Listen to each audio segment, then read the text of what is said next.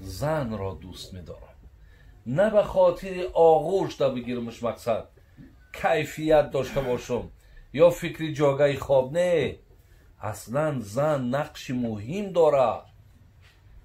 اگر بگیری همه پیامبرها از دامن زنها بیرون شدند. من همین سخنایی را که من میگم، این من از یگان میگم امام بخاری گفت، امام بخاری آورد، امام مسلم آورد، اونها را کی به دنیا آورد؟ مادرها آوردن. نقش مادر در این جامعه و در دنیا اصلا در جای مد اول میسه. برای همین اینها باید احترام داشته باشند، اینها باید قدر داشته باشند. اینها را برادرها شما بی‌نصیبی بد نکنی. شما زنک خانه درآمدی هیچی گپ نداره که در مردم ما همین یک گل بردن حاضر، یک گل بردن ممکن که میدونی حاضر ما اگر یک گل برم ایزا کشیده میبرم، یا زن ما در 50 و 60 رفتگی ولی یک دوخی را دستی ما دگی نیست که هم دوخی را میگیره خودش میزنه با هم پیشک مردک میاد، یک دوخیش نمیبره. که سنت پیامبر نازنین مونه که ما در خانه بدراماز میدونی که همین باور که ما که باور نمیه که شما خانه بدروین هم یکی زنه کردی بگوی السلام علیکم، زن تا هیچ وقت سلام نمیدی. سنت پیامبر از دیدش السلام علیکم، زنک نازی خوبی بهتری صحت سلامتی یک احوال پرسی بهترین میشود. سه وقت زی خاموش و سه وقت خوش میتوه. کمی گپی خوب قطعی زندگی خوب میشه، واقع معامله خوب میشه. همین بدرو دیگه همین قوقا دختگی همین خچکله طبیعه هم خیره میشه.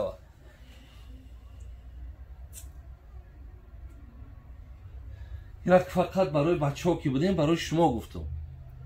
انشالله وقتی شام کشیده اگرنه یک با پیوستش میکنم دخترکا و زنکا دم گپ بسیاره که انشالله بسیار شنیدن، لیکن با میگم با بشنون. برای همین دادرای عزیز اما عزیزان میگه یا نکته بس است اگر شعور است ورنه چو چراغ پیش کور است. خدا خواه اگر یک اشاره که پیامبر برای ای پشتی و دفاع نه بگیم قوری تو کندگی دیگه، جانی تو در عذاب و در خطر که بگن جبیو پیامبر ای پشتی تو شکایت داره که تو زن در دنیا ظلم کردی. پیامبر دروغ میگه. دادر عزیز بسیار احتیاط کنید، زندگی خوب کنید، زندگی نحس کنید، او را حرمت کردی ایت دخترکا و بچکای میشوه که پگه او هم زنداری و شوهرداری را همین خیلی شروع میکنه که تا دیگر در فکر همون زندگی همون نیستی. وقتی نکردی و خودت هم تا خرخشک از زندگی کردی همین خیلی با مشکلات ها را فرزندات بعد اذیت چه میکشی. الله حفظتون کنه برادر عزیز. حضرت دوملین یک دعا کشم شید. یا رب العالمین. خدا نگهبان تو باشه. برکت دارید. الله مهربان ملائکه هایی دارن که در روی دنیا سیر میکنن. بین هر گاهی که یک جمعیتی را یافتن که در اوجا پند و نصیحت های در حال میگه چکار میکنن، در حال پایان میشوند تا در همونجا شرکت کنند. این حدیث بسیار حدیثی درازه. ابتداش من همون خطای اولش که از پیامبرمون نقل میکنن خطای اولش گفتیستم. حتی در شرحش دیدم میگه اون ملائکه اگجا خونه بختاوره میوه او در خود چند کیلومتر بلند در آسمان سیر کردیسته. او اگجا میدونه این مردک در دویم اتاجه یا در سوم اتاجه این اگجا یافتش. میگه که حتی شارح حدیث میگه که از همین جا میگه یک روشنایی بلند میشید است.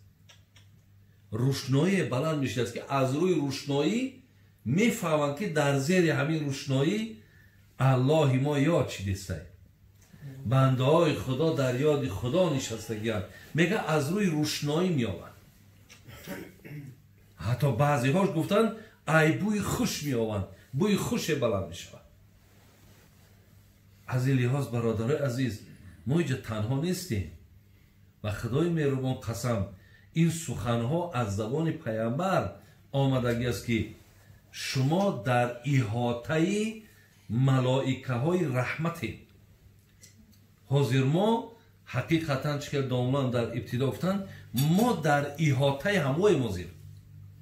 اونها هم از همین، اونها فقط ملائک طعام نمیخورند، اونها خواب مغفرت بشود، ملائکه ها بیاین اشتراک کنند. بعد میدونین که بعد آنی که از اینجا مجلس ما تمام میشود همون توده ملائک نزد الله میروند.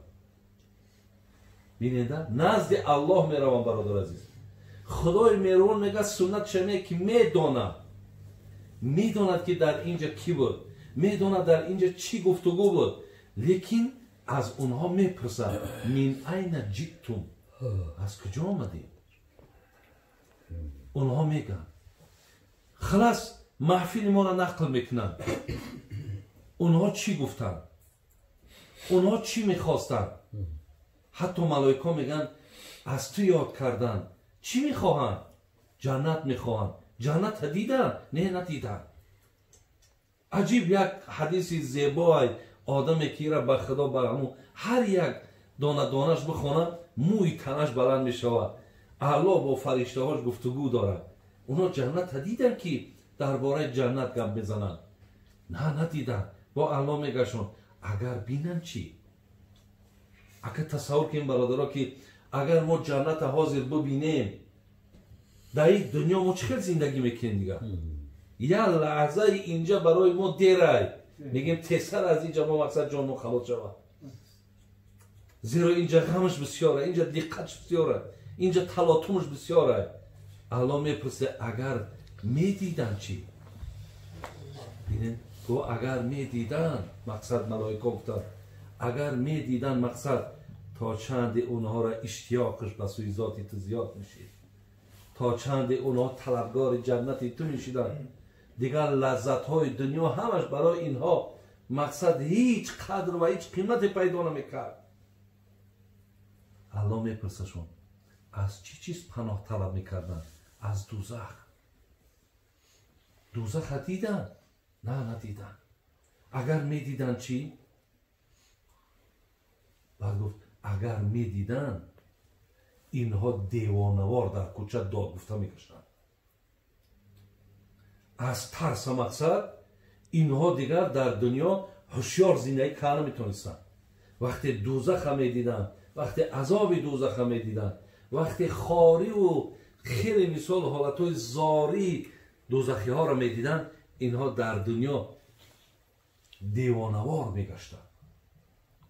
بعد از آن برادر عزیز وقتی صحبت الله با ملائکه بود میشه، ملائکه که در همینجا بودن، بعد چی میگه خدای مهربان؟ یک بشارت زیبا اون میده، میگه اشهدو کن، همه تا شاهد میگیرم. ممکن در همینجا 1000 باشد، ممکن کمتر باشد، میگه اشهدو کن، شاهد تا میگیرم انی قد غفرت لهم، شاهد تا میگیرم که اشتراک کننده های همون محفل گناهاشون مغفرت کردم، گناهاشون گذشتم، از خطاهاشون گذشتم. بین برادر عزیز این بگیم مرتبه و مقام مؤمن ببین، مقام و مرتبه مسلمان ببین. شکمبامون از تمام نوش نعمت سیر کرده، در خوبترین جا نشستگی از الله مهربان یاد میکنیم، هیچ زحمت سختی را ندیدیم. بعد این چی میشود؟ بعد این با میخیزیم نامه اعمال مانده، الله مهربان همه کمبود مانده نامه اعمال دور میکنه. برای چی؟ برای که شما بنده های فراموش خاطر نبودید، شما بنده های ناسپاس نبودید، شما بنده های بودید که در هر جا که بشینین از من یاد میکنید. برادرای عزیز این لحظه ها ولی من از حد بگم یک شب که خدای مهربان در برابر این لحظه ما و شما برای ما و شما چی میتونه. من مقصدم چی است که شما از همین لحظه ها حرکت کنین که قفا نمانین، حرکت کنین که در این خیل نشست ها بیشتر باشین، بیشتر اشتراک کنین. زیرا من در ابتدا هم گفتم بهترین عمل که موصوف است نهی منکر امر معروف است. او حضرت بیهوده گپ نزد. خدا رحمت کنه عزیزای خدا را. میگه چشم از برای دیدن آیات قدرت است. با این چشم ما همیشه باید قدرت های الهی را مشاهده کنیم. چشم از برای دیدن آیات قدرت است. گوش از پی شنیدن اخبار حکمت است. هرگر که حق نبیند و حق نشنود کسی کور و کر است بلکه از آن فروتر است.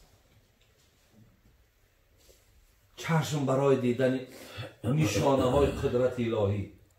گوش وظیفش گوش کردنی آن چیزی که صدا داده سه. بعد حضرت میگه هرگر که حق نبیند و حق نشنود کسی. چشمی که حق بین نباشد، گوشی که حق شنو نباشد کور و کر است بلکه از آن فروتر است. این خیل ها را گفت اینها کور هم هستند، کر هم هستند، از این پایان‌ترند. دلی که از نور معنی نیست روشن. دلی که برادرای عزیز در اون نور معنی نیست. دلی که در او طاقتی در اینجا نشستن نیست.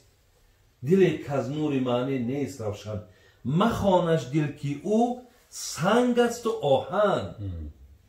دلی که از گرد غفلت رنگ دارد از اونی سنگ و آهن ننگ دارد. دلهای سختی که برادر عزیز خواهش شنیدن ندارم، خواهش نشستن ندارم. میگه این دل حتی اگر مقصد این دل میگه از همون سنگ و آهن. دلی که اگر غفلت زده باشد او سنگ و آهن. حتی سنگ و آهن میگه از دلی که غفلت زده باشد ننگ دارد که من همون سنگ بدنم آهن بدنم خوبه. اویه که قلبی در غفلت آلوده باشه. زیرنیاز برادر عزیز این لحظه ها حقیقتا لحظه های خیلی هست. خوش به حال کسایی که در این خیلی محفل ها اشتراک میکنن. من برای چی ابتدا هم گفتم که در جمعیت ما، در ملک ما پند و نصیحت مثلی باد و هوا ضرور و بسیار مهمه. ولی همین شاعر میگه که همچنان چون تن ما زنده به آب است و هوا. سرمایه عمر شما دو چیزه، نفس، آب. همچنان چون تن ما زنده به آب است و هوا، سخن خوب دل مردم را همان آب و هواست. رنگ نفس و رنگ آب انامین نصیحت ها، انامین رسانیدن ها بسیار مهمه. من یک آیت معنا میکنم، دعا میکنیم. خداوند در سوره زمر آیت 18 اعوذ بالله من الشیطان الرجیم فبشر عباد الذين يستمعون القول فيتبعون احسنه اولئك الذين هداهم الله و اولئك هم اولو الالباب. خدا میگه فبشر عباد. عباد جمع عبد. بشارت بندگان را که آیا ما می‌داریم؟ بشارت بندگان را که مژده بده بندگان را که کدام بندگان؟ یستمعون القول فیتبعون احسنه. بندگانی که دوستدار و پشتیبانی شنیدن سخن قال الله و قال رسول الله هستند. الله میگه که اینها را بشارت، اینها را مژده ده. با چی؟ اولئک الذین هداهم الله. به اینها نعمت هدایت رسیدگی و اولئک هم اولو الالباب. دو چیز اینها را داد خدا، یکی نعمت هدایت، یکی این طایفه اولو الالبابند، اینها دارای خیرتند، دارای عقل. یعنی برادرای عزیز، این لحظه را که ما شاید که انتظاری هم کشیدیم که روز چهارشنبه می شود و ما بشینیم و مقصد یک ای شنیدنی ها مقصد استفاده بریم. الله گفت که برای آن کسانی که ایرا انتظاری کردن، پشتیبانی کردن، دوست می دارن، اینها یکمش نعمت هدایت یاد رسیدگی، دویمش اینها اهل خیرتن یا عقل که دارن، میدونن که از اینجا بسیار پاداش اجر زیاد که میگیرن، پس اینها چیکار کردن؟ در این محفل ها اشتراک کردن. زینیاز برادرای عزیز، در این لحظه ها نشستنهای ما، پند نصیحت ها را گوش کردن، اینها را با برده به نزدیکان و رسانیدن، بسیار برای ما و شما نفع کلام دارد. حرکت کنین از اینها برادرای عزیز دور نباشید و خدای مهربان باز هم احسان ها را قبول کردن. پدری را که یاد کردن خدا رحمت و مغفرتش کنه، کدوم همه شما را خدای مهربان حسنات بنویسن و آن بشارت هایی را که گفتیم، آن مژده هایی را که در این محفل الله و رسول او وعده داده بود، خدای مهربان همه ما و شما را از او برخوردار و با نصیب بگرداند. اللهم اعین علی ذکری و شکری و حسن عبادتی. آمین یا رب.